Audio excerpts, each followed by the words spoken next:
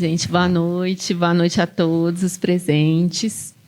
É muito bom, né, ter esses companheiros aqui conosco hoje. Estou aqui sabendo que eu vou aprender muito com vocês. A gestão de museus, espaços culturais é um desafio. Imagino, gestão em todos os lugares é um desafio. Né? A gente tem aí o desafio de atender um público muito diverso, de pensar nas exposições, de pensar no nosso acervo, nos educativos, e sempre com os recursos que a gente sabe também que a gente tem que, né, rebolar um pouquinho para fazer esses recursos atenderem todas as demandas que a gente tem, né, sociais. Eu preparei aqui algumas questões norteadoras só para a gente, né, iniciar a nossa conversa, mas, obviamente, sintam-se à vontade para falar, né, o que vocês quiserem das instituições. E aí, ao longo do tempo, né, outras questões, outras ideias, né, vão surgindo entre vocês, conosco e com o público que está aqui. Né? Ao final, a gente abre para perguntas. Nós estamos gravando hoje, né, depois a gente disponibiliza. Então, para além de quem está aqui conosco hoje, outras pessoas terão oportunidade também de aprender conosco aqui sobre a gestão e depois discutir um pouco mais. Eu aqui, né, vou agradecer o Instituto Lumiar, né, essa parceria que a gente está aí do Museus Pampulha, uma parceria muito importante para a Fundação Municipal de Cultura, e agradeço a presença de todos vocês aqui. Agradecer a equipe da DEMUS, do Museu de Arte da Pampulha também, e a Janaína, né, que é gerente da Pampulha, de estar aqui conosco. Mandou aqui um abraço da Eliane Parreiras, nossa secretária de Cultura e presidente da Fundação Municipal de Cultura, né, que está representando aí a Fundação no exterior, né, no audiovisual, mas ela deixa o abraço também apertado para vocês. Essa gestão, né, que a gente faz quando a gente chega numa instituição cultural, normalmente, né, a gente vai seguindo alguns outros caminhos até chegar nessa gestão. E aí eu queria perguntar para vocês quais são esses caminhos profissionais e pessoais que levaram a chegar até a ser gestor da instituição cultural, né? Eu não li aqui de imediato o currículo de vocês, né? Todos vocês têm um currículo extenso, riquíssimo, mas eu acho que nesse processo de vocês mesmos contarem um pouco, né, de como vocês chegaram nessa gestão, vocês vão falar um pouquinho dessa formação e desse currículo. Ana, você começa para a gente? Começo, sim. Bom, boa noite, obrigada pelo convite. Estou muito feliz de estar aqui com os colegas, né, que dividem dores e alegrias da gestão cultural. E agradecer mais uma vez também o convite à Fundação, ao Richard, né, que a Casa Fiat de Cultura, onde eu estou há 30 anos, esse ano completo 30 anos de Grupo Fiat, mas Casa Fiat especificamente 19 anos, desde a fundação, desde a criação. Bom, minha carreira, eu tenho formação em comunicação, jornalismo, relações públicas.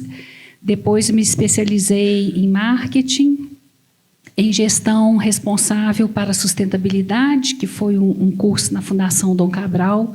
Foi a primeira turma desse curso, quando começou-se a falar de responsabilidade social, essas questões.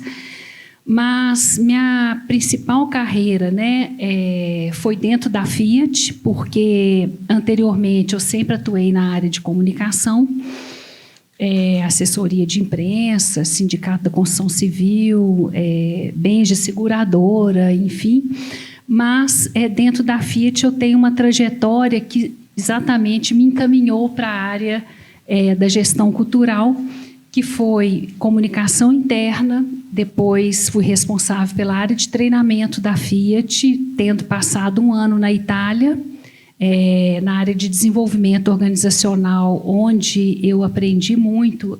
Foi quando a empresa fez uma verdadeira revolução né, daquele treinamento massificado para aquela formação baseada em gestão de competências, uma coisa mais customizada. Eu acho que todas essas experiências que eu tive me ajudam muito nesse papel de gestora, né, gestora onde a gente tem como principais responsabilidades, né, a gestão de pessoas, primordialmente, a gestão de competências, né? Então, todo esse percurso me ajuda até hoje muito a ter algumas visões e algumas diretrizes, né, a partir desse conhecimento.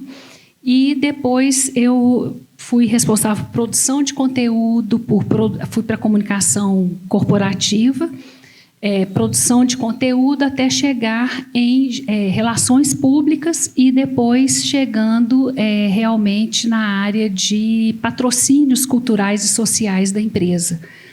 Então, eu fui responsável pela implantação do programa Árvore da Vida, que é um projeto social no Jardim Teresópolis, então, que me trouxe também uma enorme experiência, porque eu falo que quem faz gestão de projetos faz gestão de qualquer projeto, né?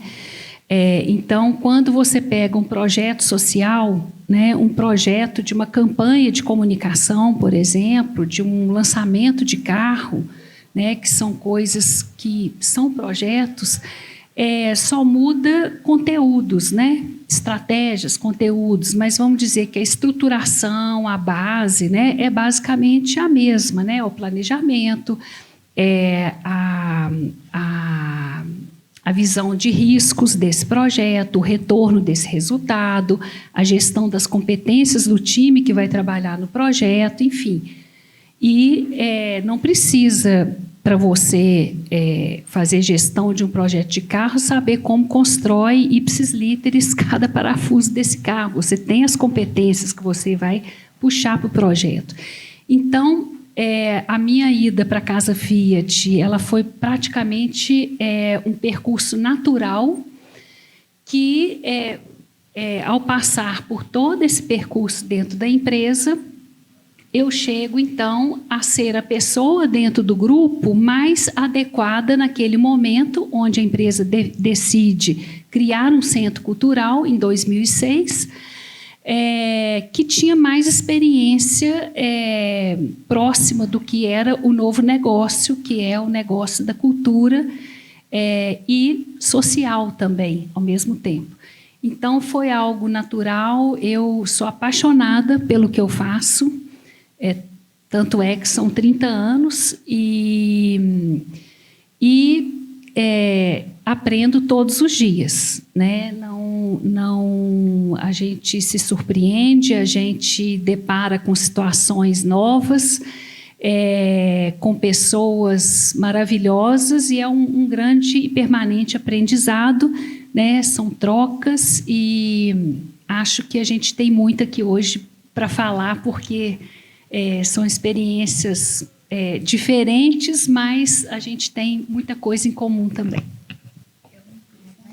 Eu acho que, já vou passar para o professor João, acho que essa formação desse grupo que está aqui hoje, né, são gestores de instituições muito diferentes e os caminhos também, né, que levam essa gestão até pela estrutura, pela forma que essas instituições funcionam. Eu sei que você, né, professor João, vai ser de outro caminho aí por estar dentro da universidade.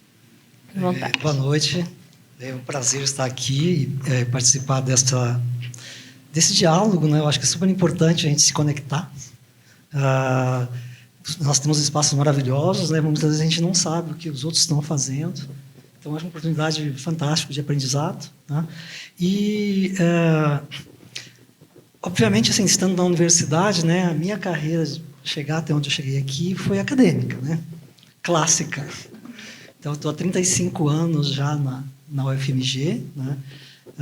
Eu sou gaúcho, eu cheguei aqui em 86, trabalhei no CETEC em frente ao Museu de História Natural, quase, né? À época, e hoje, depois de quase 40 anos, eu volto para o museu, né? Quase com uma trajetória circular, assim, aqui em Minas Gerais. Né? E essa formação acadêmica, eu sou biólogo, né, de formação, e sempre lecionei disciplinas na área de botânica. Então, tenho mestrado, doutorado. Obviamente, assim, dentro da universidade, a pesquisa sempre foi mais forte, né? Então, a maior parte da minha trajetória dentro da UFMG foi voltada à pesquisa. Eu fui coordenador de pós-graduação 2 vezes, fui chefe de departamento. Então, assim, sempre tive um envolvimento institucional muito forte, né? Porque a UFMG é um mundo, né? Então, a gente tem ali, a gente pode passar uma vida, 2 vidas, 3 vidas, e existe, assim, tem muita coisa para ser feita. Mais relacionados a acervos e coleções, né? Eu tenho uma experiência desde 2000. Eu fui curador de herbário, não sei se as pessoas sabem o que é um herbário, né? É uma coleção de plantas secas que documenta a biodiversidade, é como uma biblioteca, né? Com amostras. Então, na época a gente chegou, tinha um herbário bem pequenininho, né? E essa coleção foi crescendo, né? Tinha uns 20 mil amostras, agora tem 200 e tantas mil amostras, né? E no decorrer assim, com a entrada da era digital, né? Eu me envolvi em grandes projetos nacionais, como algumas demandas de inventário da flora brasileira, né? Então, eu participei do comitê gestor da lista da Flora do Brasil, do projeto Flora do Brasil 2020, que são metas da Convenção da Diversidade Biológica, da Estratégia Global para a Proteção de Plantas, né? E que o Brasil fez. E os herbários, eles contêm as informações da nossa biodiversidade, né? Então, eu trabalhei muito com isso, com informatização, participei do Conselho Curador por 15 anos do INCT Herbário Virtual, onde a gente conseguiu colocar disponível online hoje 12 milhões de registros de plantas correntes no Brasil, mais de 5 milhões de imagens, né? Então, um dos maiores, talvez um dos maiores projetos colaborativos foram aqui no Brasil, esse e a Flora do Brasil 2020, né? Então, assim, são metas que tudo voltado muito à pesquisa, né? E dentro do meu instituto, eu assumi uma coordenação, além de ser curador de herbário, do Centro de Coleções Taxonômicas. O que era o Centro de Coleções Taxonômicas? Era uma iniciativa para juntar todo o acervo vindo da pesquisa, que é muito que se faz dentro da instituição, né, na área biológica, num centro onde a gente pudesse organizar. Por quê? Tirar dos armários, das gavetas dos docentes, né, a informação que às vezes fica, o docente morre e aquele acervo morre junto com ele, né? Então, eu fui diretor do Centro de Coleções Taxonômicas, né, por 4 anos, que era o que podia ficar, né? Era mandado 2 anos renováveis por 2 anos. E nessa experiência do Centro de Coleções Taxonômicas, como diretor, foi muito, muito interessante, porque eu lidei com vários tipos de acervo, né? E havia uma necessidade de uma pegada mais para a extensão, né? Porque no mesmo momento, assim, o centro, como um espaço de ciência os espaços a universidade tem hoje uma que chama de uma rede de museus e espaços de ciência e cultura, né? Que congrega hoje, tenta trabalhar para a política de museus dentro da universidade. Então, a universidade tem mais de 20 e poucos, 27 espaços, se não me engano, né? E o Centro de Coleções Taxonômicas era um desses espaços. Então, foi muito legal o aprendizado de conviver com os outros espaços de memória. São 20 de diferentes, da farmácia, da veterinária, na medicina. Então, assim, é uma pluralidade muito grande, né, que ocorre na universidade. E eu me envolvi, né, participei bastante. A gente até publicou um capítulo sobre o Centro de Coleções Taxonômicas no livro que saiu sobre os 20 anos da rede de museus, tem 20 anos. E, então, assim, nesse momento, eu me envolvi mais com um pouco mais com extensão, tentando mostrar o que o Centro de Coleções Taxonômicas fazia. Fiz um boletim interno, pautava a mídia, fazia encontros. Tá? Então, assim, é algo que dava prazer, né? Agregando ao que eu já fazia, né? Que era pesquisa científica, orientação de alunos e outras coisas. Né? Então, combinou, então, na universidade, né, esses espaços, eles têm troca de gestores, né? De tempos em tempos, seguindo os regimentos, tá? E eu fui convidado daí para assumir, tá? Pro tempo, porque o regimento estava sendo aprovado, né? A direção, né? E eu aproveitei a oportunidade para convidar a Fernanda, que está ali, né? Que é minha vice, né? Que veio acompanhar, que é uma guerreira que me ajuda demais nas pautas que a gente tem levado à frente do museu. E o museu é um desafio muito diferente do que era a pesquisa, né? Os interlocutores eram outros, o cenário era outro, o pensamento das pessoas que lidam com a extensão é diferente dos que lidam com a pesquisa. Tá? Mas tem muitas coisas em comum, né? Eu tinha uma experiência com acervos, isso para mim é muito caro isso. A gente tem que preservar os acervos, né?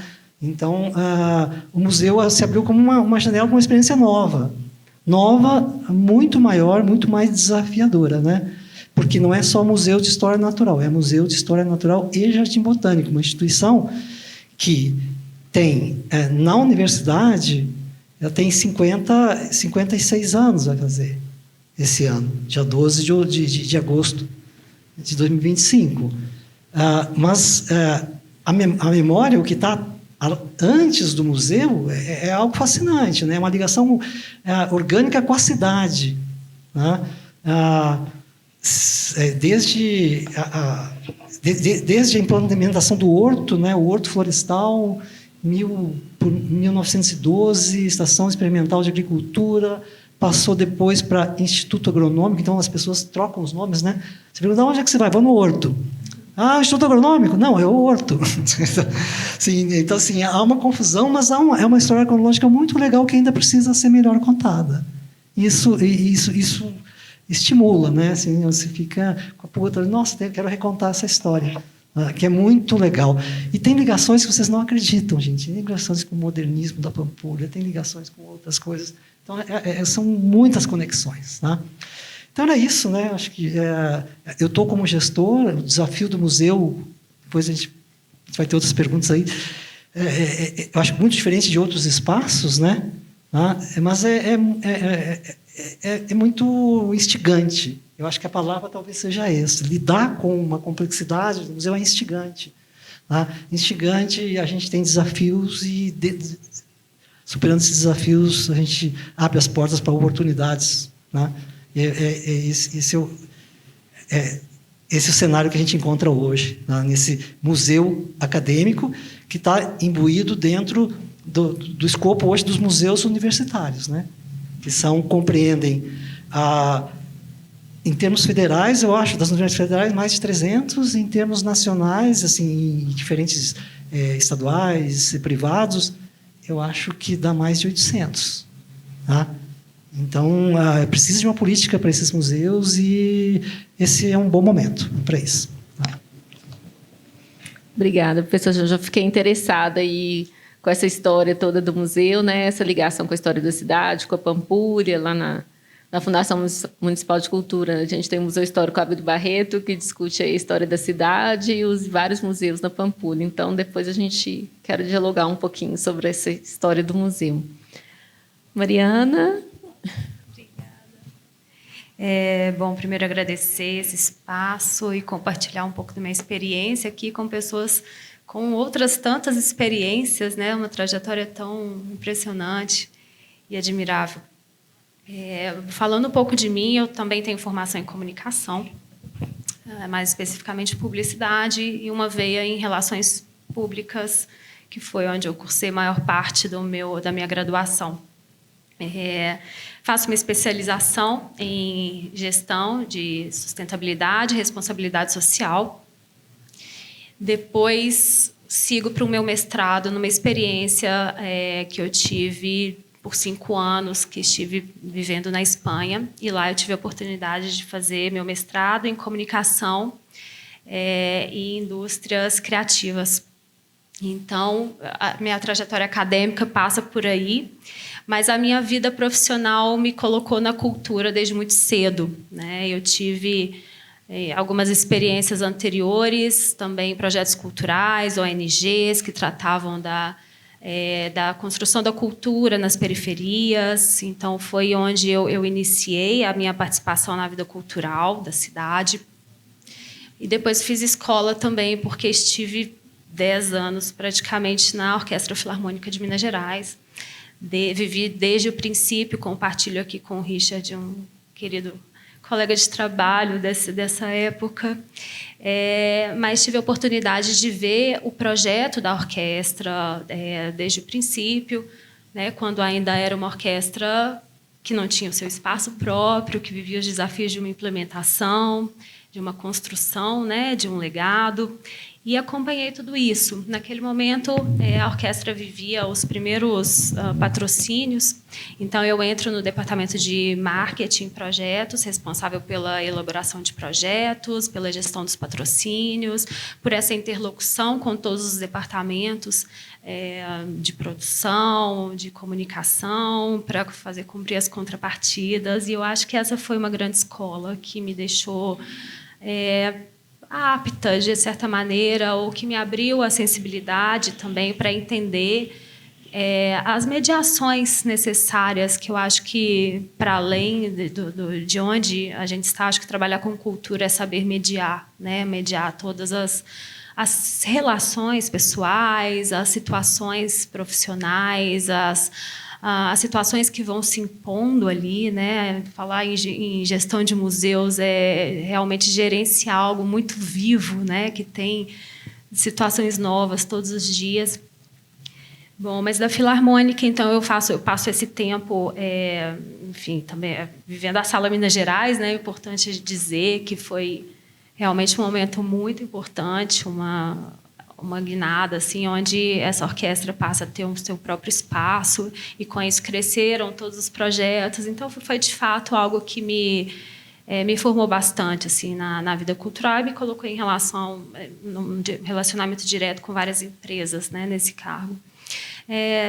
Eu faço essa pausa, né, viro mãe, acabo indo viver um tempo, sentir essa necessidade de voltar para a minha formação, para tentar seguir estudando, e nesse momento eu faço meu mestrado na Espanha e volto para o Brasil. Há 2 anos atrás, período pós-pandemia, tentando me recolocar, retomar as minhas relações, e nesse momento eu assumo uma coordenação no projeto educativo do CCBB São Paulo, e entro no Inhotim, no Instituto Inhotim, onde eu participo ali da curadoria musical, fazendo também os primeiros projetos musicais dedicados, né, desse museu, que é tanta coisa, né, que é botânico, que é de artes visuais, mas que também queria trazer a música ali como mais um elemento dentro das suas atividades.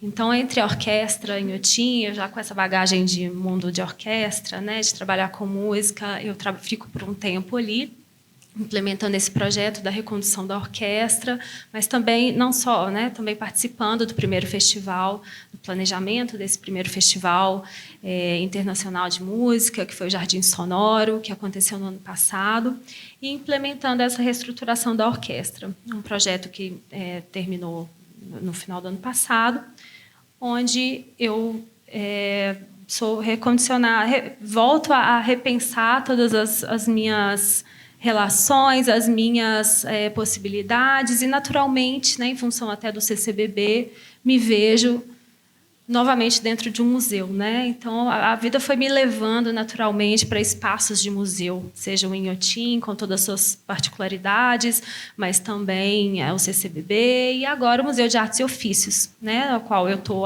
faz pouco tempo, e entendendo mais de perto, porque eu sempre estive muito e eu falo que também é um jeito muito completo de ver toda a instituição e todos os desafios quando você elabora um projeto, né, que você precisa pensar no todo, você precisa pensar em toda a execução do projeto, você desenha aquilo na sua cabeça, mas você coloca no papel, você precisa ter um conhecimento prévio, né, para imaginar todos os desafios daquela vida, daquele projeto. Então, até por ter a minha empresa e também elaborar projetos para clientes e grupos artísticos, culturais, eu acabo lidando com os desafios não só de grupos culturais, mas também de instituições maiores, que têm cada uma seu próprio desafio, cada projeto é um mundo à parte, e isso me coloca nesse lugar de um certo conhecimento de diversas realidades que me coloca nesse lugar que eu estou hoje, que é o Museu de Artes e Ofícios. Também é uma situação nova, assim, ali eu estou há pouco tempo, então, e hoje eu estou substituindo a Carla também, que teve uma questão de saúde, então espero poder trazer também a vivência do museu, os desafios que eu já pude perceber, né, nesse momento, para além do projeto e da gestão, é a prática mesmo, né, com grupos, o projeto educativo, a vivência, os desafios de um museu com dimensões gigantescas, né, que tem os seus próprios desafios prediais e de patrimônio e todos os cuidados. Então, espero poder trocar essa ideia, assim, entender também os desafios dos meus colegas aqui. Ok?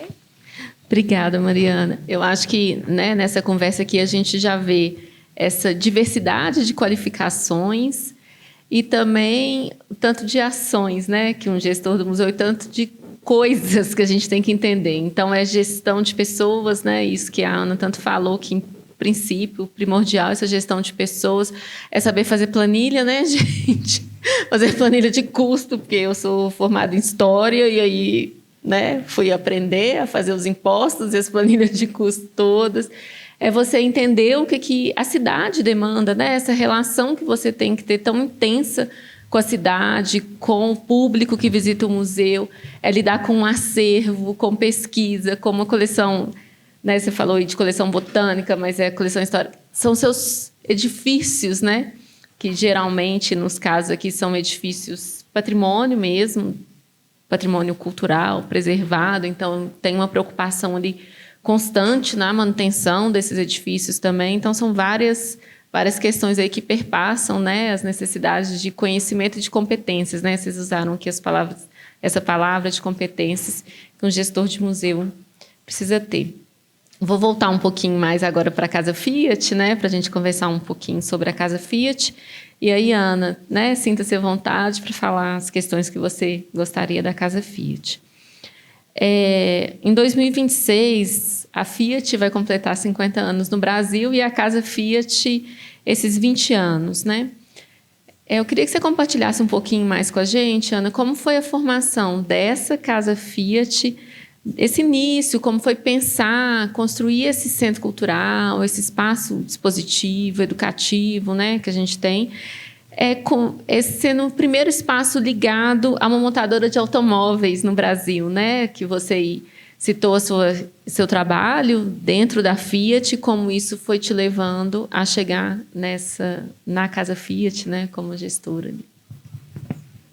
Bom, as raízes da Fiat, né, por serem raízes italianas, é uma empresa muito ligada à questão da arte, da cultura.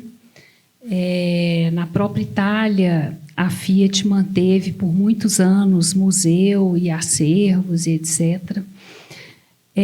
Mas, quando ela completou 30 anos de Brasil, em 2006, ela quis consolidar, através da implantação de um centro cultural, todo o investimento da empresa desde que ela chegou no Brasil.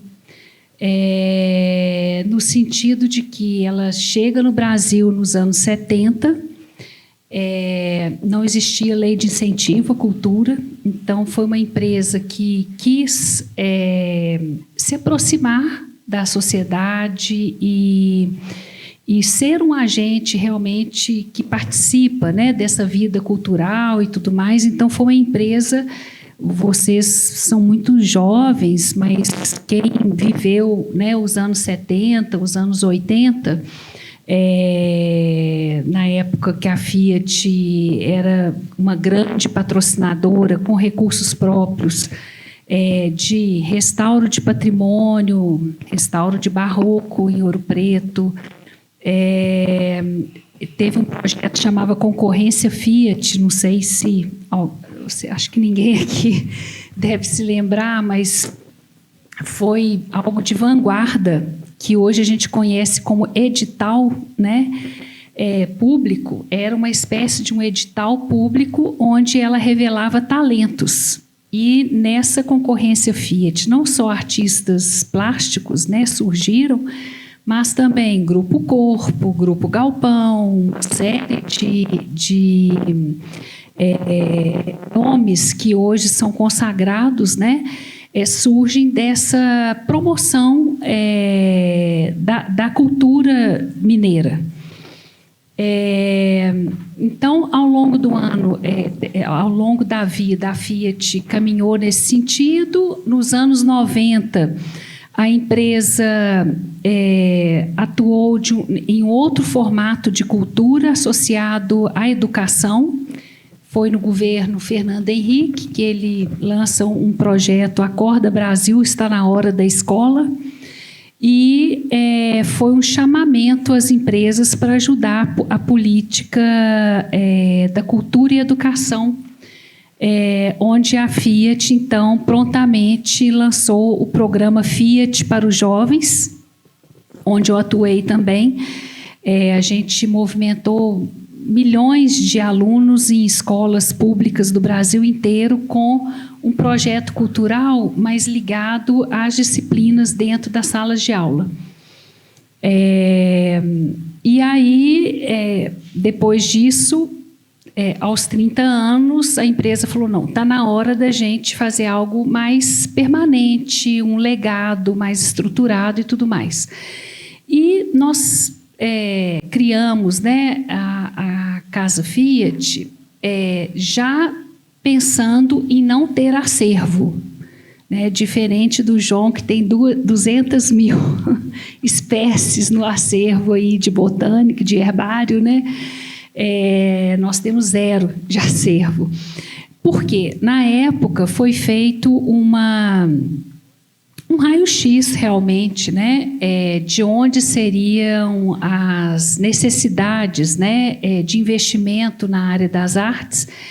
E Belo Horizonte, naquela época, tinha o Palácio das Artes como grande sala expositiva. Nós vimos que a gente tinha milhões e milhões de obras de arte guardadas em acervos no mundo inteiro e que não chegavam a Belo Horizonte por falta tanto do espaço, com climatização e com respostas às exigências museológicas internacionais, e a necessidade de fazer esse acervo circular, porque não existem salas na mesma proporção da quantidade de obras de artes que gostariam de estar sendo exibidas, né? Então, foi nessa lógica que foi criada a Casa Fiat, para inserir Minas Gerais no roteiro cultural das artes no Brasil. Por quê? O mineiro, para ver um Picasso, para ver um Rodin, tinha que ir a São Paulo, ou a França, ou a Espanha, né?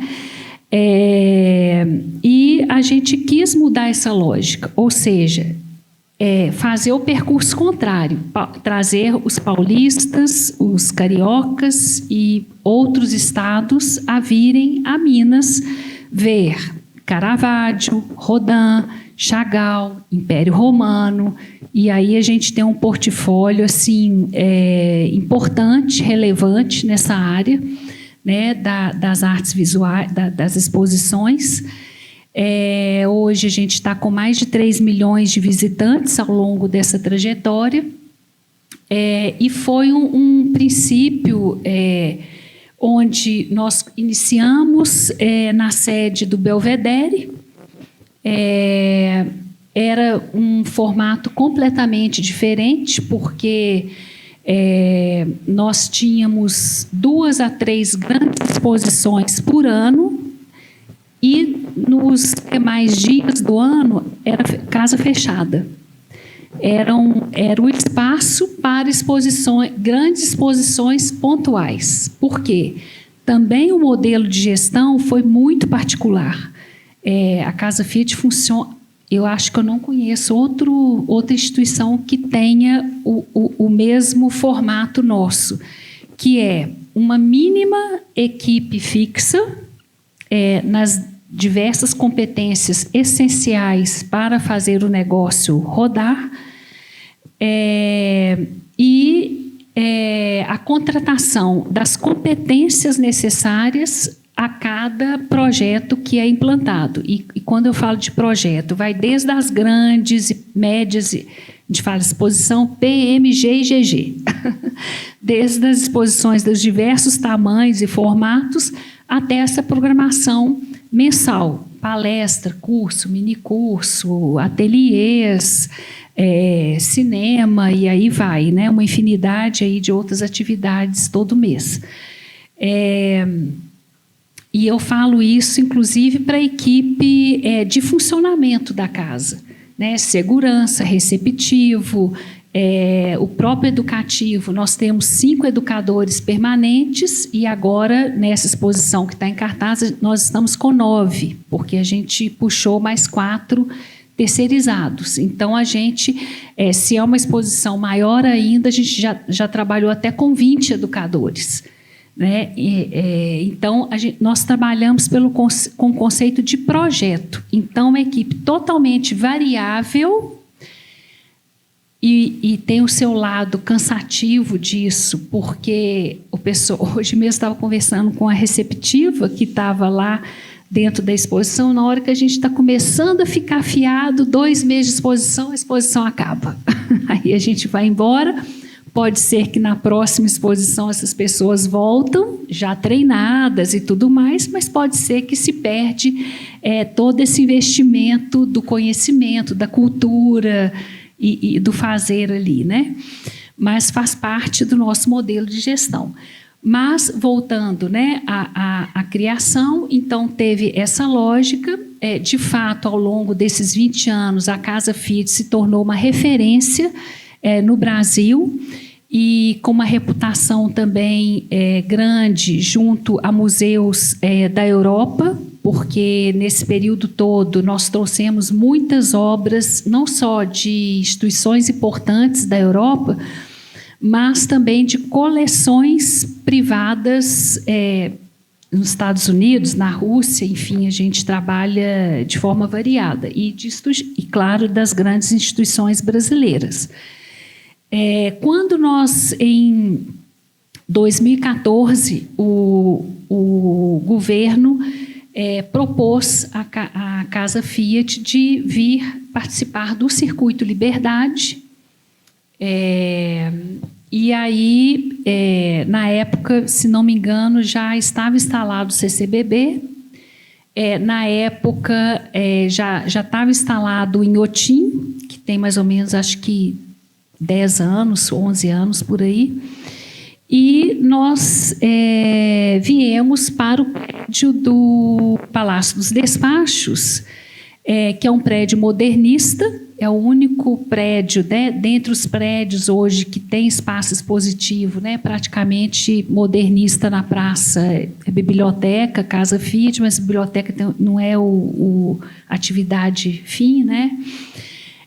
A gente tem um prédio tombado dos anos 70, e é interessante porque foi nesse prédio, a gente tem até essa foto, que o Giovanni Agnelli, que é o fundador da Fiat na Itália, assinou acordo com o governador Rondon Pacheco nos anos 70 da vinda da Fiat para o Brasil.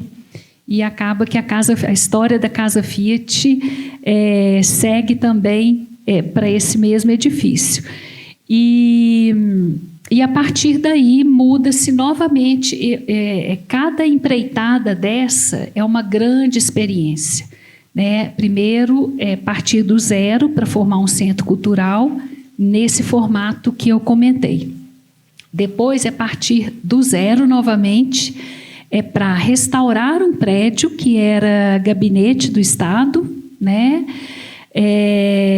Com as suas características modernistas, né? De pé direito, baixo, né? De serem galerias estreitas, mas talvez seja o menos complicado se a gente comparar com os prédios neoclássicos, né? Que tem muito mais desafios, inclusive, do que um prédio modernista, cada qual com seu desafio, né? Mas a gente teve essa experiência do restauro. Depois nós tivemos a experiência de implantar um centro cultural com atividades 365 dias por ano, só fechando as segundas-feiras, né? Então não são bem 365, são quase, mas é um desafio permanente você funcionar de domingo a domingo, né? 2 turnos, né, de equipe, porque nós vamos até 9 da noite, então o custo, né, desses 2 turnos, o treinamento, as ausências, né, as substituições, né, pelas questões de saúde e tal. Então, assim, como vocês falaram, de uma grande complexidade, e eu acho que é esse desafio que a gente gosta, né? A gente não gosta de coisa fácil. E cada ano que a gente acha, não, beleza, o pior já passou, a gente se depara com anos mais complexos, né? Agora a gente está encarando a inteligência artificial, né, que vai trazer uma nova onda de complexidade para a gente, né, e de evolução. Então é bom porque tira a gente sempre desse lugar do conforto, da comodidade, e nos provoca a sempre inovar e estar evoluindo, né? Não sei se eu falei muito, desculpa, mas eu não sei se eu respondi, afinal, o que você queria saber. Respondeu dessa formação aí, né, da instituição. Você falou algumas coisas, né, na sua fala, e vou falar de 3 temas distintos também, Ana, para a gente continuar nessa conversa aí sobre a Casa Fiat, né? Você falou dessa mudança de equipe que acontece a cada exposição, você tem uma equipe central ali, e há essa mudança que tem as suas potencialidades, né? Traz gente nova, com frescor, com ideias, né? Mas também tem uma dificuldade ali das pessoas permanecerem, entender essa cultura mesmo institucional, né? Queria entender um pouco como você, como gestora, né, a sua equipe consegue manter essa cultura institucional ali, mesmo com uma equipe, né, que às vezes chega a cada exposição. A outra questão que você falou das exposições PM, GGG, né? Como que vocês pensam, quais são as exposições que vocês vão trazer, como é esse programa, né? Vocês vão lidar com as necessidades da cidade, do público, exposições que já tem aqui, ou são ofertas também, né, de outras instituições externas. A gente já fez alguns projetos, né? Juntos nós temos uma parceria forte, né, da Fundação Municipal de Cultura com a Fiat. Como é que vocês avaliam isso? E, por fim, né, são 3 perguntas aí diversas, mas você falou um pouco também da questão orçamentária, né? Que manter essa equipe, manter essa estrutura, esse funcionamento 24 horas, como que ele é 365, 24 horas, não, desculpa. Todos os dias da semana, 365 dias aí no ano, né? Com 2 turnos, até às 9 da noite, que é um custo mesmo, investimento, não vou chamar de custo, vou chamar de investimento que a gente faz, né? Na nossa formação, na cultura aí, do Brasil. Como é que é isso, entendendo que a empresa hoje tem várias parcerias, né, no Brasil inteiro, eu imagino, e aqui é uma imaginação, tá? Que você pode até tirar que há também, né, nesse investimento que a empresa faz, investe no MASP, investe no Instituto Tomi Otaki, que também investe aqui, né, que tem esse recurso que nunca é infinito, né, que tem que ter ali essas parcerias com essas instituições que a empresa investe, mas também trazer o recurso para a Casa Fiat para garantir que as suas mostras, suas atividades continuem. Então, são 3 questões aí, né? Orçamento, equipe e escolha de exposições. Tá. Bom, a cultura organizacional é um trabalho intenso. Eu estou aqui com a Lavínia, que está me acompanhando também, é Relações Públicas, e está chegando também como Mariana. Tem quanto tempo, Lavínia? 4 meses. Então, ela está aí, ela tem a vantagem de ser muito rápida para assimilar a cultura da empresa. Então, ela trabalha comigo nessa estratégia de relacionamento, na comunicação interna e tudo mais. E a comunicação interna tem um papel nesse alinhamento da cultura. Né? Do ponto de vista, falando da cultura, a gente tem 2 frentes, porque a gente tem a cultura da própria Casa Fiat, mas nós temos a cultura da Stellantis.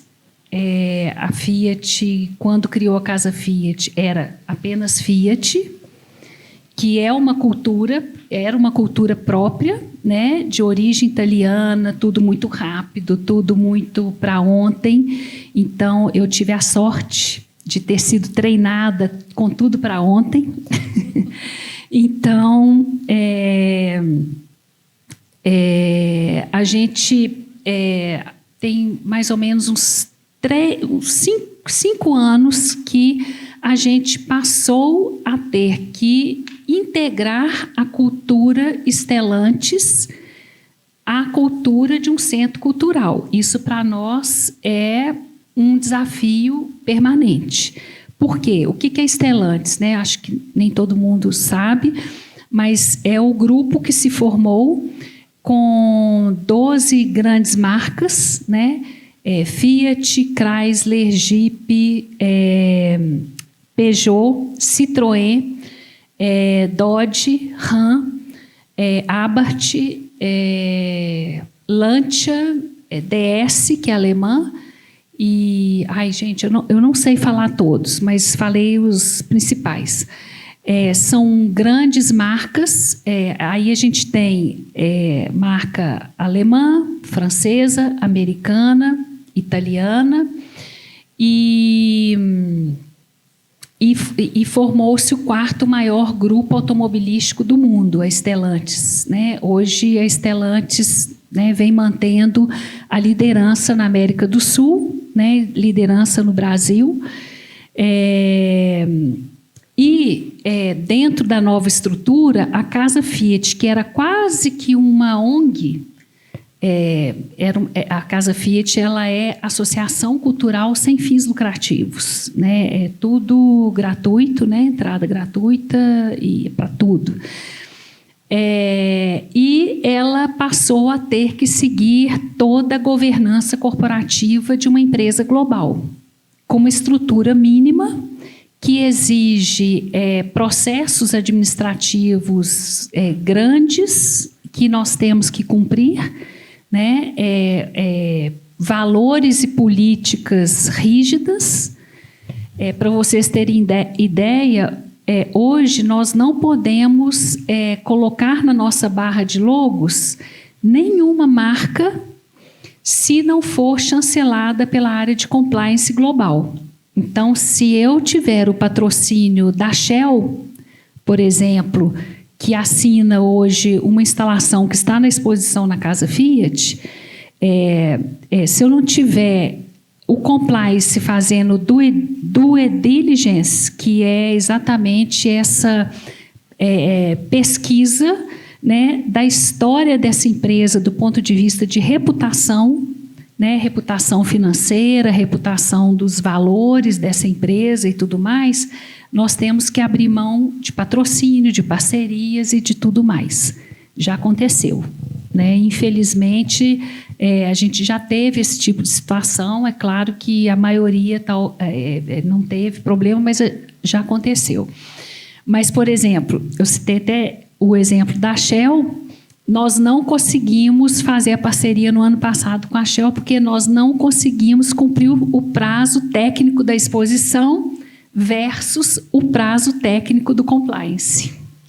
Então, a exposição foi para a gaveta e veio para esse ano. Então, quando eu falo de cultura, é muito não só em cima dos processos, mas também da rigidez da cultura corporativa. Outro exemplo, pandemia. Né? Todos os museus, todas as instituições já estavam liberadas para abrir as portas para o público, porém, nós tivemos, e a prefeitura também liberou, a Casa Fiat foi das poucas instituições culturais que ainda demorou um tempo para abrir, porque a empresa tinha como governança proteger os funcionários e não se sentia ainda 100% segura de abrir as portas de um lugar que recebe milhares e milhares de pessoas e não estava tudo ainda 100%. Então, a gente tem esses contrafluxos assim, da política e da cultura corporativa com o fluxo do mercado cultural, da agenda cultural, do mecanismo, né, de funcionamento. Então, a cultura é isso. Como que a gente garante? Treinamento, feedback permanente, acompanhamento em campo das pessoas, reuniões semanais, às vezes até diárias, e correção.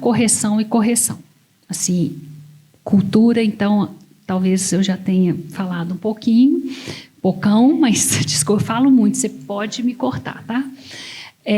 Depois você perguntou da programação PMG e tal, né? Como que a partir de como que ela surge.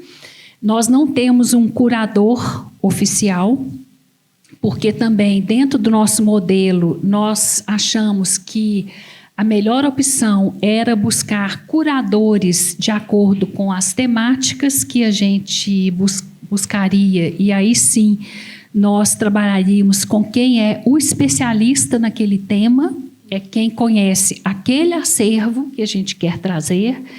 Então, assim, a gente funciona com uma curadoria que é liderada por mim, mas todo o time participa.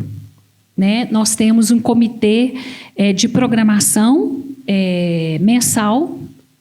A programação mensal, que é essa que eu falei de curso, minicurso, palestra e tal, a gente um pedal de bicicleta que, se a gente parar de pedalar, a bicicleta cai, porque a gente não sabe todas as palestras que a gente vai ter mês que vem, no outro, por mês, porque a nossa estrutura não dá conta de fazer a produção acho que a gente tem por ano 30 palestras por ano, 50 palestras por ano. A gente não consegue ter essa visão, nome, sobrenome e custo e qual a agenda que vai ter. É impossível.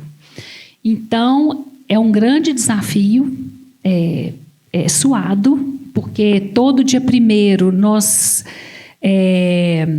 enviamos uma newsletter com a programação completa do mês. Então, fora isso, tem as exposições, que aí a gente percorre 2 caminhos.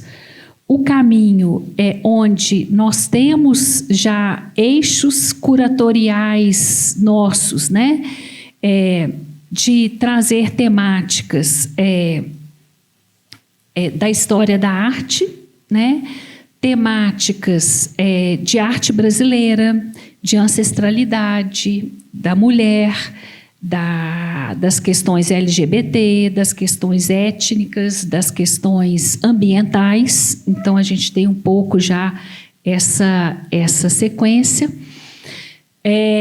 Nós, a partir daí, a gente busca acervo que possa contar as histórias que a gente quer contar, que possa questionar os temas que nós queremos trazer e as questões contemporâneas, principalmente, porque, por mais que nós trazemos exposições clássicas, muitas vezes, associado a elas, sempre a gente traz questões contemporâneas, né? A partir da ilustração, né, de obras clássicas. E nós recebemos também propostas externas. Então, tem um terceiro eixo que eu vou falar, propostas externas, e nós caminhamos para as parcerias com outras instituições, como foi o caso da parceria que a gente fez com o Museu da Pampulha e com a Fundação Municipal de Cultura, de trazer o acervo do MAP e arte gravada, que foi também acervo do MAP, que terminou esse ano, que foram 2 projetos, até um foi desdobramento do segundo, espero que a gente em breve invente outro, né? Mas esse ano nós estamos em parceria com MASP, em São Paulo, e Tomiotaki. A parceria, ela prevê, foi um patrocínio da Stellantis, mas foi uma parceria desenvolvida pela Casa Fiat, mas com verba, né?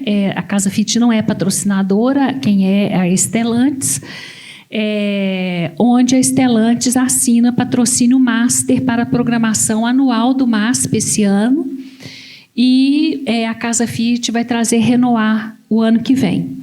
E a Casa Fiat está assinando, está lá, se vocês forem ao novo MASP, né, esse ano, na Paulista, o novo prédio, o Pietro Bardi, a Casa Fiat está assinando o Renoir lá, e eu vou estar lá, inclusive, essa semana para a inauguração de Monet, que é na quinta-feira, que faz parte também dessa assinatura, né, da Stellantis em toda a programação do ano.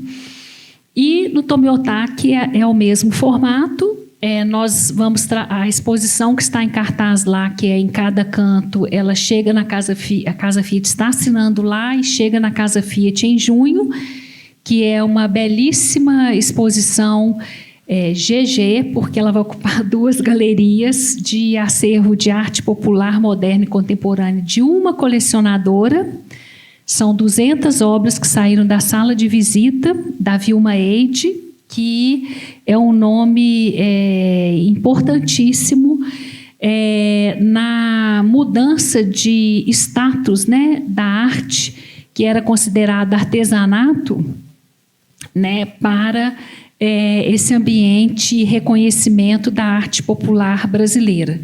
Né? Então, com o MAP, nós iniciamos essa discussão, né, de colocar um artista popular do lado de um Guignard, né, por exemplo, e a gente vai ver isso, mas com mais de 100 artistas, né, modernos, contemporâneos e populares dessa coleção privada. Então, essas parcerias são formas também da gente criar programação, mas que tem como também governança, vamos dizer assim, a relevância do conteúdo, a qualidade do acervo e da produção artística e técnica, né, a curadoria, e aí vai a montagem e tudo mais. E também a questão educativa, né? Porque a gente pensa qual que vai ser o aprendizado, qual que vai ser a agenda, né, de temas contemporâneos, culturais e tal, que a gente vai trazer. E, por último, a sustentabilidade, né, que vem dessas parcerias, que vem do apoio financeiro da Stellantis, mas que vem também de outros patrocinadores, né? Nós temos hoje assinando com a gente a SADA, o Banco Safra. Então, nós temos outros patrocinadores que veem na Casa Fiat também uma forma de contribuir, né, com esses mesmos valores que a gente desenvolve ali dentro. E a gente tem o programa Amigos da Casa, que é um programa 100% gestão interna, no sentido de que a gente envolve a Stellantis, a área financeira, tributária, jurídica, numa grande campanha interna, onde os funcionários também destinam imposto de renda para a Casa Fiat, e esse programa vem crescendo a cada ano. Além disso, a gente não funciona apenas com recursos incentivados, mas também um investimento dessa dimensão, né, de um patrimônio tombado, né, de um museu, um centro cultural que funciona como museu, em exposições temporárias, a gente tem um custo muito desafiador, né, e que a gente tem aqueles momentos de altos e baixos também, porque nós seguimos toda a complexidade do cenário econômico do Brasil e do mundo, né, onde a gente está começando a assistir agora também a complexidade, né, de políticas, né, que globalmente vão afetar a indústria automobilística, que já está afetando vários setores, né, no mundo. Então, nós trabalhamos de forma conservadora, no sentido de estar sempre atentos e antecipando cenários, né, onde a gente possa manter a sustentabilidade do negócio, mesmo diante de cenários desafiadores. Né? É um processo permanente. Falando em altos e baixos, né? Deixa eu ir para um museu ligado à universidade, né? Que também vive altos e baixos constantes aí, né? Dependendo do governo que a gente está, dependendo do momento econômico mesmo, né? Do país, do mundo.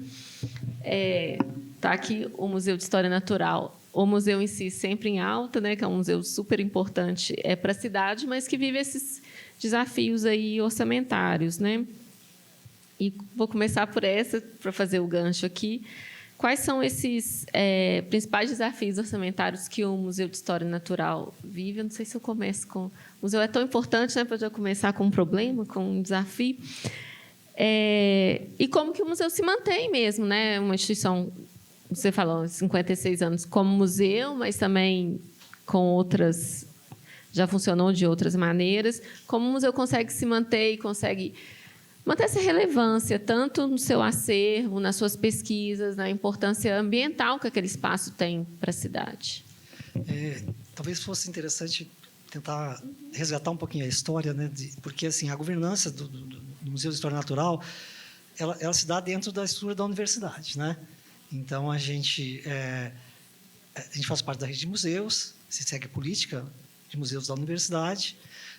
O museu ele tem um regimento interno, né?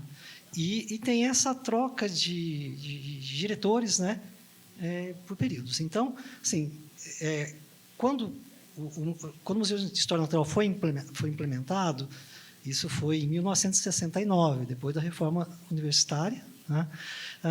E o museu, na verdade, ele foi criado à época...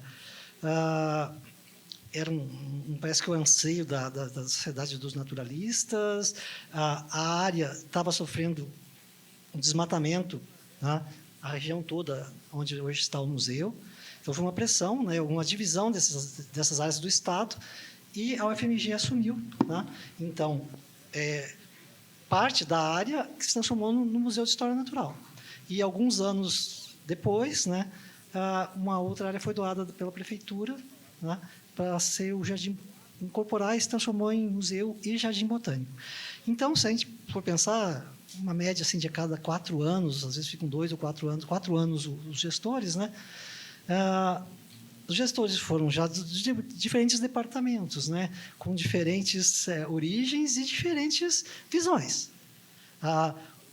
Só para vocês terem uma noção, do Instituto de Ciências Biológicas, que é o meu, né, que foi implementado justamente em 1968, né, os 3 primeiros diretores foram do Instituto de Ciências Biológicas, porque o curso de biologia que foi implementado, existia aula lá. Então, tinha aula de botânica e zoologia em 1970, 71, 72. O departamento de botânica funcionou lá. O departamento de zoologia, parte dele sim, parte não. Então, assim, era para ser parte da uma unidade acadêmica, com um laboratório, né, diferente. Então, assim, é uma história associada um pouco mais ao curso de Ciências Biológicas. Depois, a arqueologia se despontou na década de 70. E aí veio uma missão francesa, onde até hoje a gente tem um pesquisador, o André Proust, né, que é uma referência nessa área, que formou grande parte dos arqueólogos hoje que atuam Minas, com certeza, no Brasil, né? E a arqueologia cresceu muito nesse período, né? E desde 78, o Instituto de Ciências Biológicas não teve um novo gestor, né? Então, foram gestores do Instituto de Geociências, do Instituto de Belas Artes, da Escola de Farmácia. Então, a gente pode avaliar isso como são períodos políticos diferentes, né, onde a instituição designava diretores, né, com diferentes perfis. Tá? Então, assim, a gente não pode pensar no museu de hoje como algo que foi criado de uma forma e a gente só está dando sequência, né, na gestão. Por que não? Tá? Cada intervenção de diretor, muitas vezes, modificava as prioridades. E isso realmente aconteceu no museu. Tinham gestores que eram muito mal feitos à pesquisa e não estavam interessados com a extensão. Outros gestores estavam ligados com a extensão e fortaleceram essa área, né, com a parte expositiva, receptiva de público. Então, assim, são várias fases do museu, né? Então, o museu se estabelece, né, mais normatizado quando ele passa a ser um órgão suplementar da reitoria, né? E a partir daí tem toda essa normatização, né? A gente segue então um regimento. Hoje a gente tem um plano museológico, a gente tem um plano estratégico do Jardim Botânico, a gente tem metas e o gestor, na verdade, segue e atualiza essas metas, modificando-as, né? No planejamento. Tá? É isso o que acontece dentro do Museu de História Natural e Jardim Botânico. Então, assim, os recursos, eles escasseiam, né? Os recursos são... Assim, a gente tem dificuldade, realmente, principalmente, eu acho, nessa área... porque a pesquisa, né? A gente está acostumado com a pesquisa. Tá? Isso é uma realidade. Então, os nossos agentes financiadores, né, da maior parte dos institutos da universidade, pelo menos a área biológica, o IGC, que foram os que mais tempo ficaram, a direção é de lidar com a pesquisa. E as fundações que apoiam, a Fundep, por exemplo, é uma fundação de pesquisa. Né? Hoje, a UFMG tomou uma atitude de criar duas fundações, diferenciando uma fundação que tem um perfil mais para pesquisa, que é a Fundep, e a Fundação Rodrigo Melo Franco de Andrade, que está mais ligada à cultura e que agora está abarcando todos os projetos de cultura. Então, assim, a dificuldade interna que se tinha eu quero fazer um projeto de Lei Rouanet, né? Mas a Fundep é uma fundação voltada para a pesquisa. Ela não tinha o métier, não tinha o trânsito, o entendimento de como lidar com isso. Né? Então, essa mudança que houve nesses últimos anos tende a ampliar, eu acho, a possibilidade de captação de recursos, né, para a área da cultura dentro da universidade. Apesar que a universidade é o que movimenta a cultura eu acho que de Belo Horizonte é uma das que mais movimenta, né, os vários espaços que tem nessa área, né? Então, a captação de recursos não é fácil. Recursos próprios, a gente tem. Né? A gente tem uma verba específica, que é para manutenção predial, né? Que é pagar contas de água, luz, que são as despesas que vêm. O museu tem uma verba das visitas mediadas com escolas. Né? Então, a gente tem um recurso que é pequeno, mas que dá para manutenção do dia a dia, das áreas verdes. E a gente tem um viveiro de mudas, que vende o excedente da pesquisa. Né? É isso que a gente faz. Né? Então, é um dinheiro pingado que ajuda demais na manutenção de pequena monta. Né? O grande desafio hoje, nosso, no museu, em termos, é infraestrutura. Por quê? Se vocês forem pensar que nós temos acervo, e a nossa infraestrutura, né, ela é da década de 50. A maior parte da nossa infraestrutura é da década de 50, que eram as casas do Instituto Agronômico. e que, à época, a área do museu era um mosaico, que tinha um remanescente de mata, os plantios de eucalipto, uma área experimental para a produção de cultivares de arroz, milho e outras plantas cultivadas, né? E a mata cresceu, e toda essa estrutura, essa infraestrutura, que é antiga, está dentro de uma área super úmida, com condições de conservação muito difíceis. Então, é uma batalha a conservação da infraestrutura.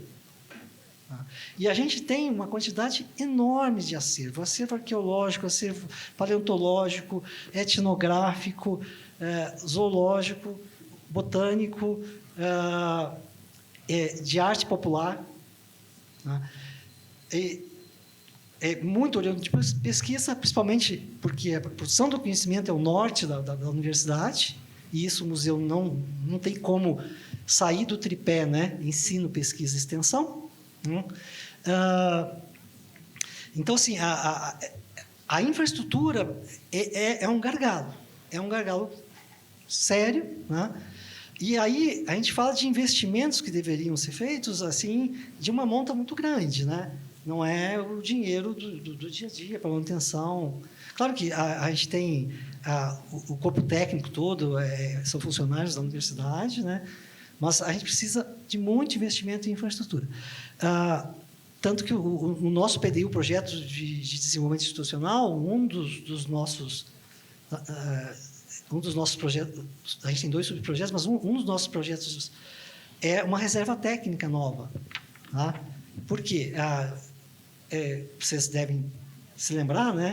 Em junho de 2020, a gente sofreu uma perda de uma das reservas técnicas, tá? Que foi um incêndio que destruiu uma boa parte do acervo. Tá?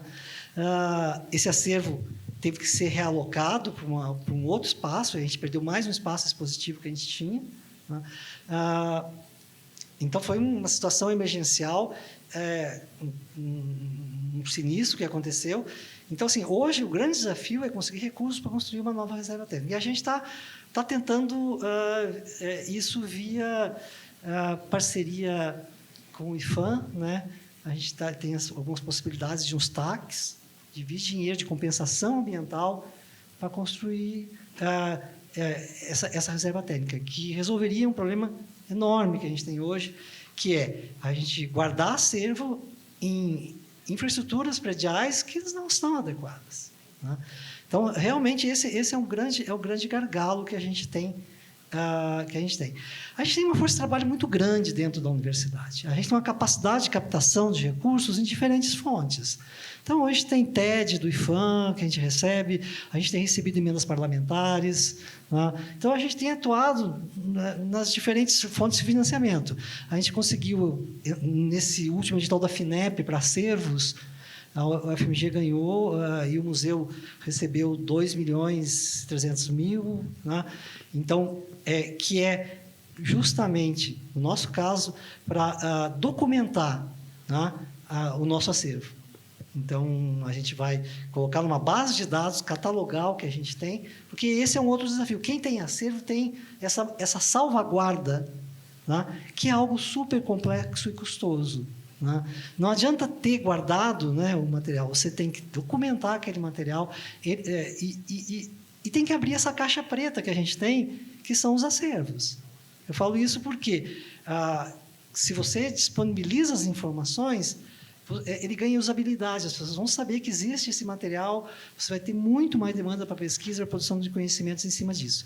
E uma coisa muito importante nos tempos atuais é que as tecnologias mudam. Então, a ideia de acervo, de amostra, não é aquela coisa guardada no armário. Hoje, por exemplo, existem técnicas super sofisticadas onde você consegue tirar dados que você não imaginava que poderiam conseguir. Né? DNA antigo associado a cestas de sítios, né? Onde tem milho, resto de milho, silos que eram guardados. Então, assim, a gente pode usar a expertise que a gente tem nos diferentes institutos para produzir um conhecimento fantástico, né? Hoje, só falando na área de plantas, por exemplo, o que era o herbário, o que era aquela planta seca que você guarda, como se fosse botar uma florzinha dentro de um livro, fechar e guardar eternamente ali, né?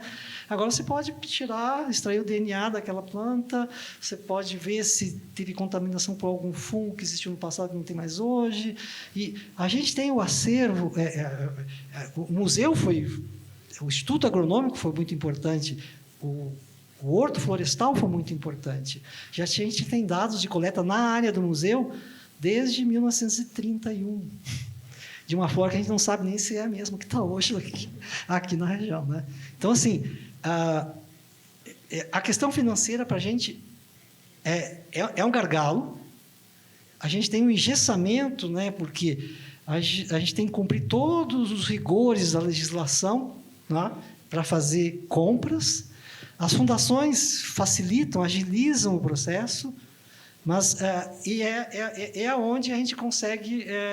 É a nossa salvação, vamos falar assim. É a captação de recursos em diferentes fontes, né?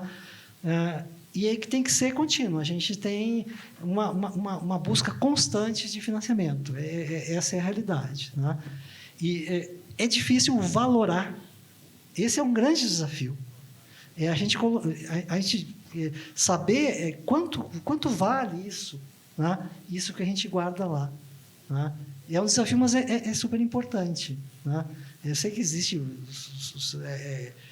o acervo, ele é muito diversificado, é muito difícil, né? Mas para a gente é fundamental hoje. O acervo ele serve como base e norteia também as exposições que a gente faz, né? Então a gente tem que dialogar entre o que a gente salvaguarda, né, e as exposições, ou a gente fazer uso desse material, né? Então assim, esse é um grande desafio que a gente tem na UFMG atualmente, né? E as outras edificações, né, que a gente tem são precárias. A gente tenta dar manutenção, mas assim, se a gente for pensar em acessibilidade, tá? Um museu no meio do mato, certo? É muito difícil de você. A gente tem buscado soluções, né? Hoje a gente está fazendo PCDs, pode entrar com o carro, estacionar perto da exposição. A gente está fazendo uma conexão entre várias exposições para poder circular. Isso necessita de investimento, tá? Nem sempre as soluções são as desejáveis, porque é muito diferente você construir um prédio novo, seguindo todas as normas técnicas, e você tem algo que você pode inaugurar e abrir sem medo, né? Mas a gente tem que fazer adaptações. Quer dizer, as portarias são... A gente tem um perímetro de 3 quilômetros. São 60 hectares. Dá 3 vezes o Parque Municipal, acho que é isso, né? Então, assim, é uma área muito grande, né?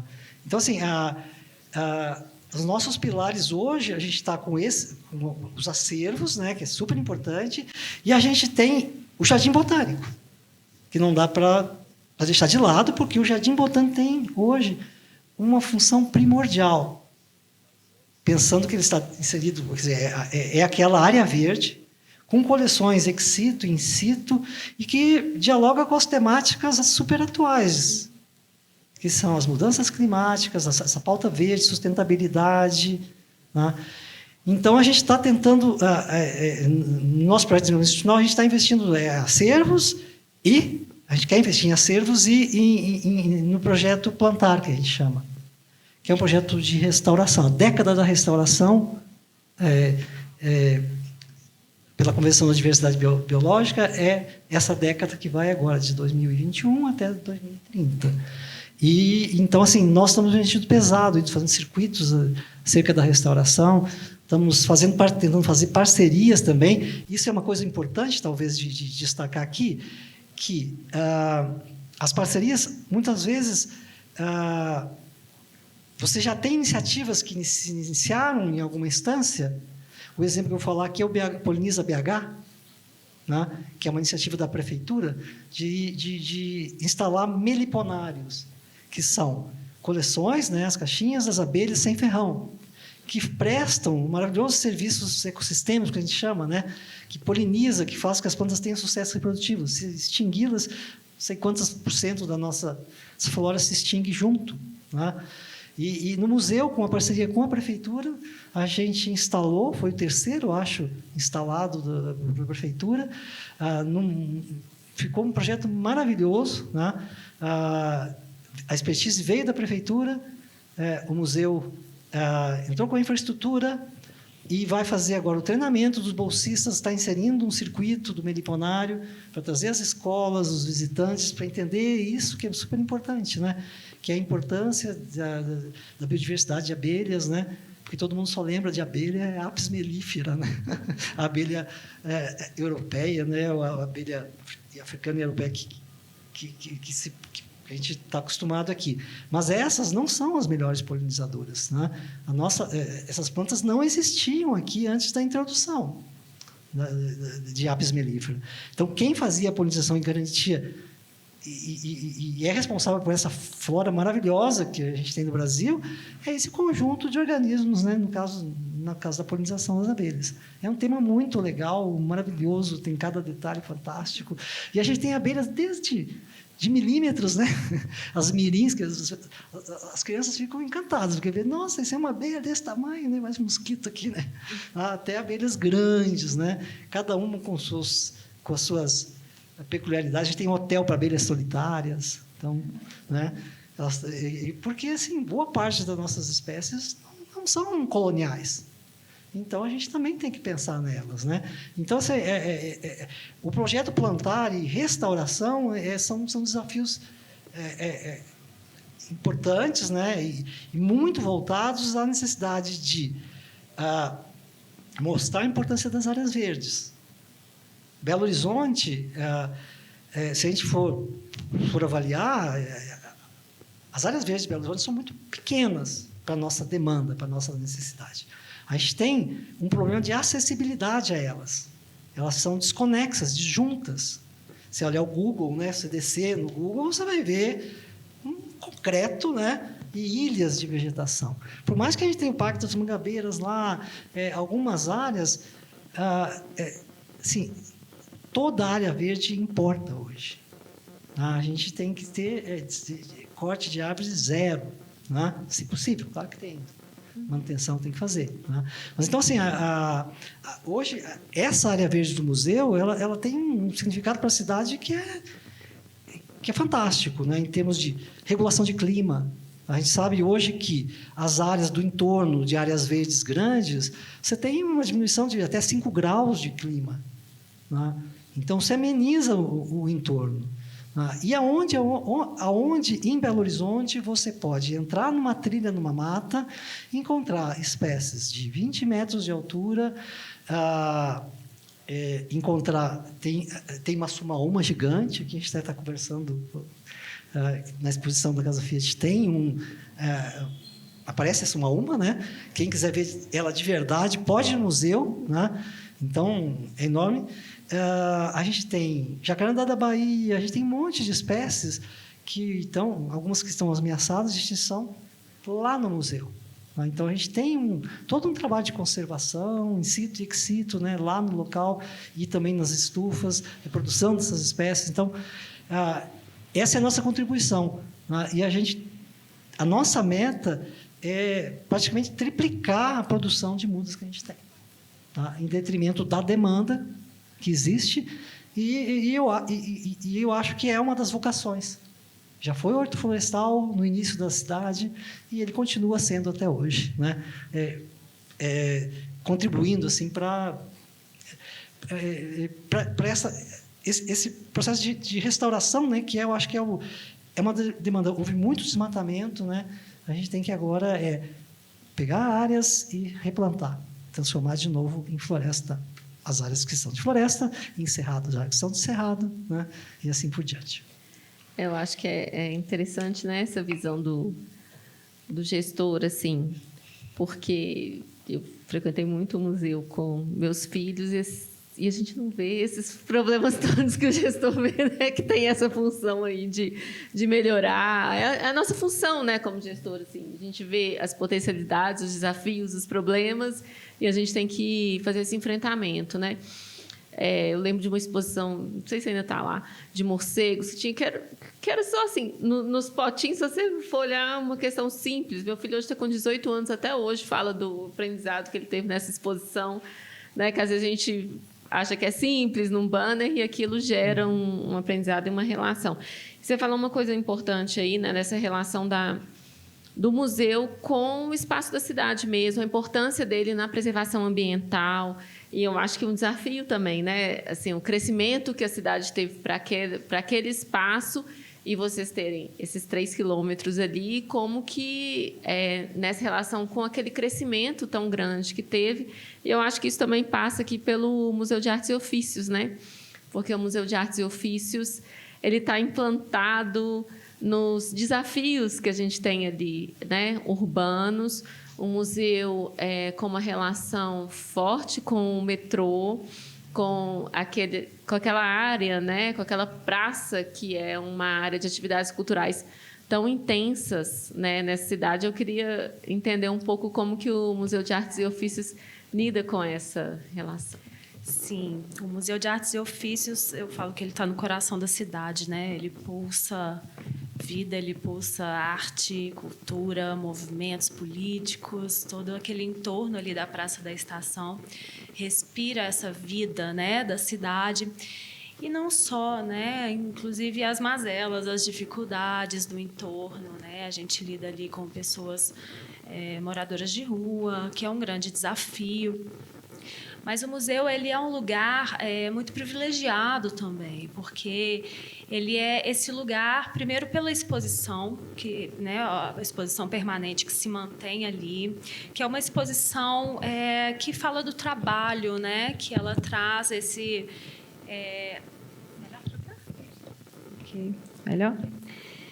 É uma exposição que conta a história do trabalho, dos trabalhadores que moldaram a construção do país, né? Com todo esse material. Às vezes eu acho até pode parecer um museu um pouco duro assim com relação ao acervo, porque são objetos, mas tem toda uma vida ali por trás, né? E uma vida que precisa ser lembrada, cultuada, celebrada. E a gente tem um grande desafio, já que a gente está falando dos desafios da gestão, e eu acho que é algo considerável, por se tratar diferente da Casa Fiat, que está sempre com exposições, né? Não tem um acervo, ou aqui que a gente tem um acervo botânico, nós temos um grande acervo, né, que trata da história dos ofícios, com mais de 2.500 objetos que remontam aos diversos ofícios fundantes, né, fundadores de muitas profissões e que evoluíram, mas que essa história precisa ser contada.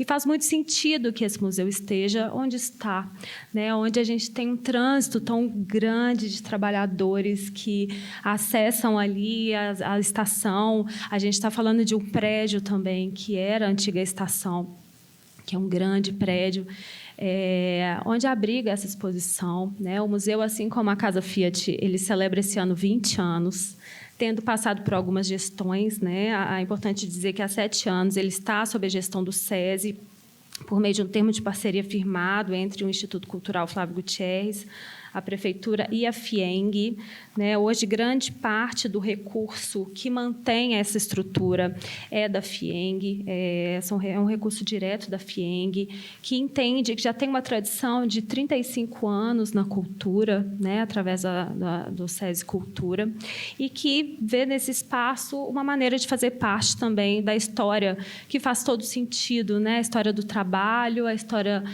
das profissões, sendo um local, né? A FIENG tão associada às indústrias, então faz sentido essa construção, essa narrativa, e faz mais sentido ainda estar onde está, né? Celebrando, estando de portas abertas ali para os transeuntes, para as pessoas que passam, cada uma com a sua história, mas sempre alguém vai ter uma relação direta ou indireta com as profissões que estão ali expostas.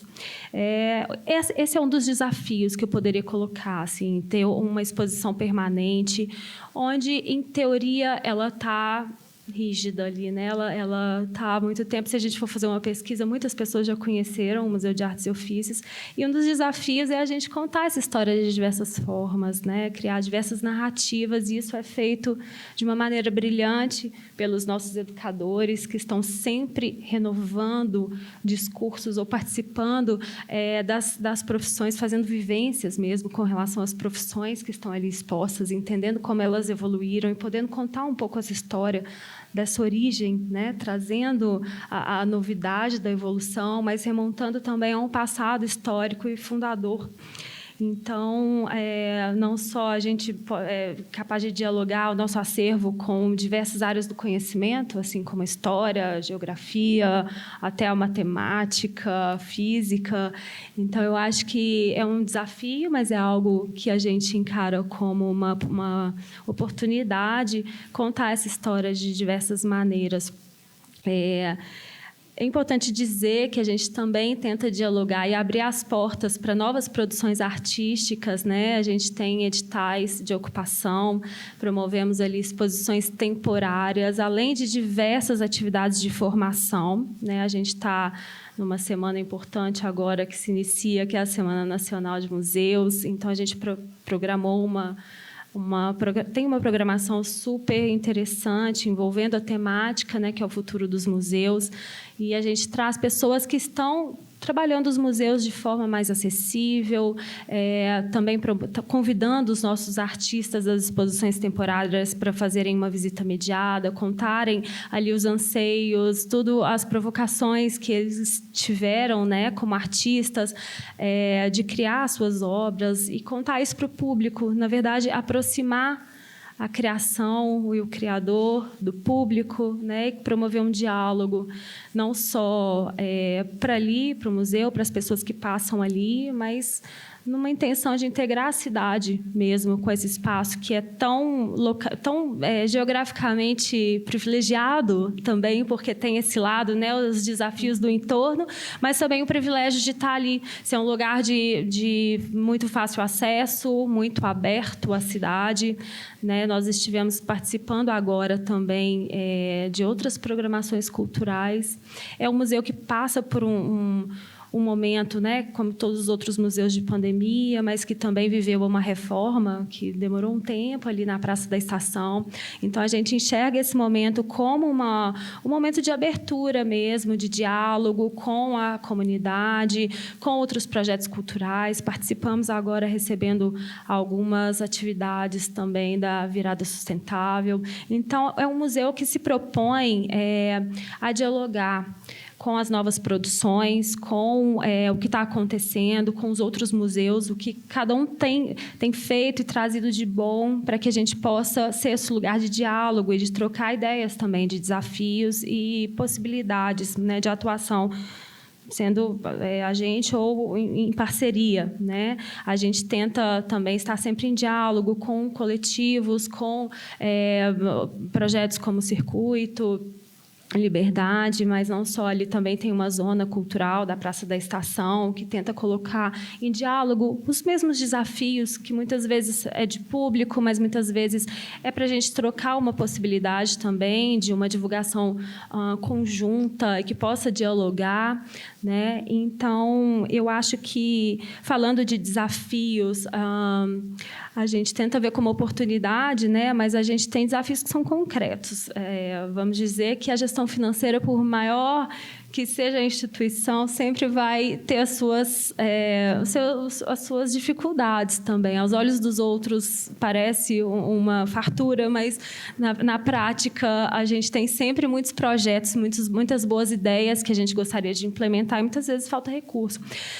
Eu acho que é muito relevante falar dos desafios da prediais. A gente, como o antigo prédio da estação, é um prédio tombado com dimensões gigantescas, né? Então, tudo quanto é manutenção e melhorias ou simplesmente consertos exige um grande investimento, né? E a FIENG ela tem se comprometido com essa gestão do espaço de maneira exemplar, mas é realmente um custo muito alto, né? A gente tem o privilégio de trabalhar com uma equipe fixa, não é uma grande equipe, mas é uma equipe fixa. A única equipe contratada relacionada às exposições são as exposições temporárias. Então, a gente tem um núcleo fixo que atua ali no Museu de Artes e Ofícios, mas também lidamos com uma equipe pequena de estagiários que serve de apoio, né, e que nós estamos ali formando e preocupando e também em dar formações contínuas para esses novos profissionais que estão chegando ao mercado, mas também para a nossa equipe que precisa se renovar, precisa enxergar as possibilidades do nosso acervo, precisa ver as novas produções que entram ali com um olhar novo e entender os contornos possíveis, né, de abordar aquela exposição de maneira interdisciplinar, sempre trazendo outros projetos, sempre promovendo novas oficinas. Então, a gente tem essa preocupação com a formação, né? Apesar de trabalhar com algumas pessoas em alguns momentos que são passageiras, e a gente sabe disso, mas a gente tenta valorizar sempre a memória institucional, seja com registros, seja promovendo melhorias da reserva técnica. A gente está agora num esforço de catalogação, de expor isso para o mundo, para promover mesmo pesquisas e possibilidades de trocas de conhecimento.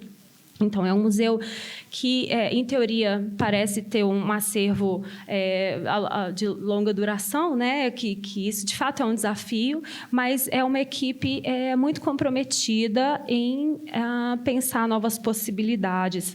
E isso eu acho que é fazer do limão limonada, sabe? Assim, eu acho que essa interlocução com outros projetos da cidade e também um lugar de formação, né, que a gente se propõe a ser esse lugar que dialoga, que a gente é uma área de negócio dentro da FIENG, né, e assim como o SESI Cultura, ali o SESI Minas, que tem diversas atrações, shows e teatros, o museu ele tem uma vocação um pouco diferente, né, mas apesar de não ser um fim destinado à geração de renda, né? Porque a gente entende que é um projeto cultural e a gente precisa promover a democratização, ainda mais no lugar que a gente se encontra, mas também é uma área de negócio. Então, é importante dizer que o Museu de Artes e Ofícios também tem uma área de negócios que analisa propostas e realiza eventos sociais ou eventos menores também, culturais, como o lançamento de livros. Então, é um lugar que recebe, acolhe, mas também recebe propostas comerciais de realização de eventos, que é sempre analisada caso a caso, né, dadas as particularidades, as delicadezas do prédio, né, que não pode sofrer grandes interferências. A gente tem um compromisso com esse cuidado mesmo. Mas é importante dizer que a gente também tem essa necessidade de geração de renda, que a gente é uma área de negócio. Então, a gente ali dentro tenta ter um olhar muito cuidadoso, assim, a gente que vem da área cultural e que traz essa bagagem de entender as produções possíveis, né, as exposições que complementam com o nosso acervo permanente. A gente tem um caso muito interessante agora de uma exposição temporária que se chama Faina.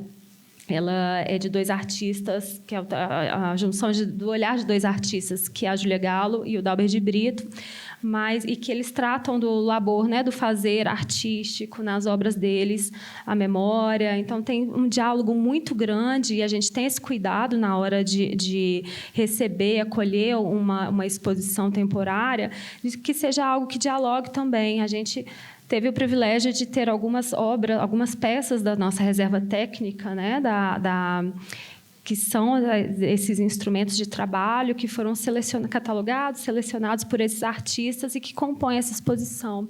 Então, esse é um exemplo de como a gente tenta dialogar com as produções existentes, né? E nesse momento a gente está muito aberto a conversar com outros projetos, a receber propostas, a acolher e também sediar possibilidades tanto sociais quanto artísticas ali naquele espaço, né? É um espaço que tem sim os seus desafios, mas tem as suas potencialidades.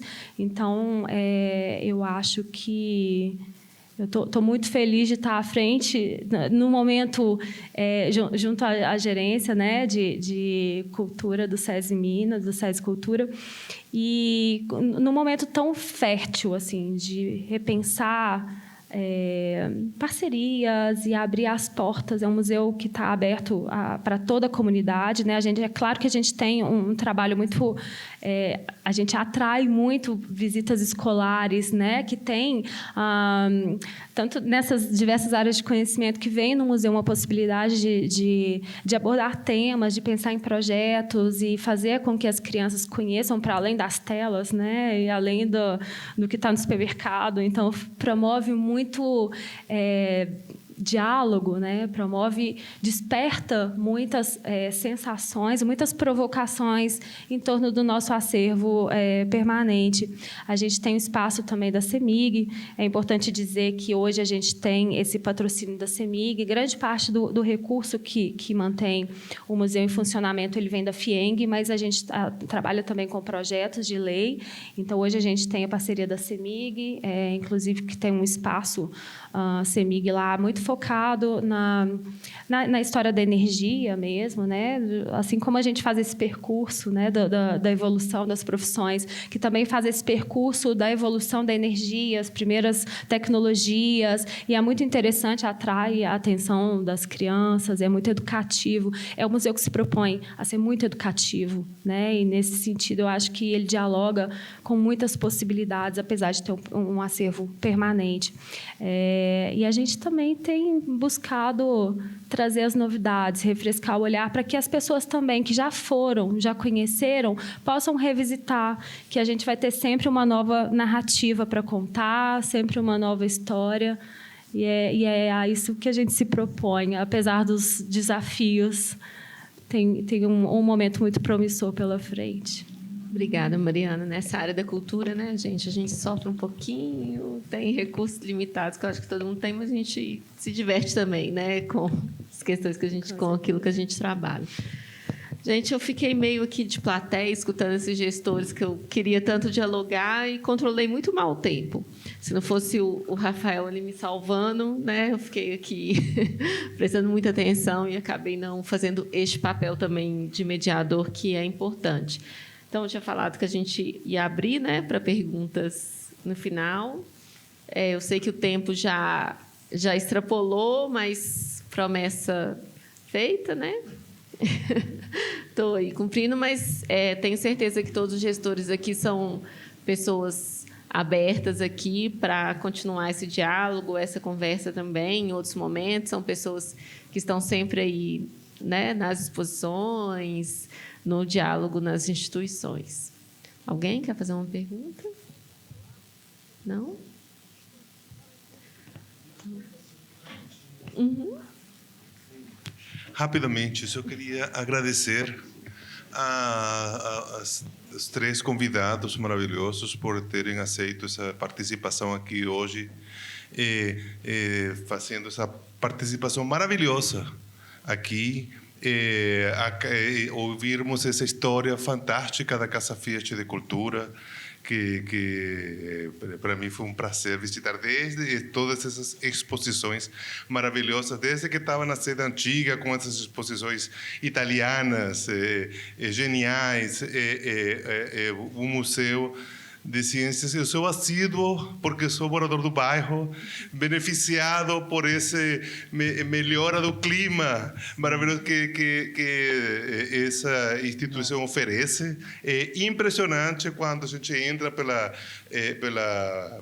avenida já José Cândido, sendo a troca perfeita, maravilhosa do clima.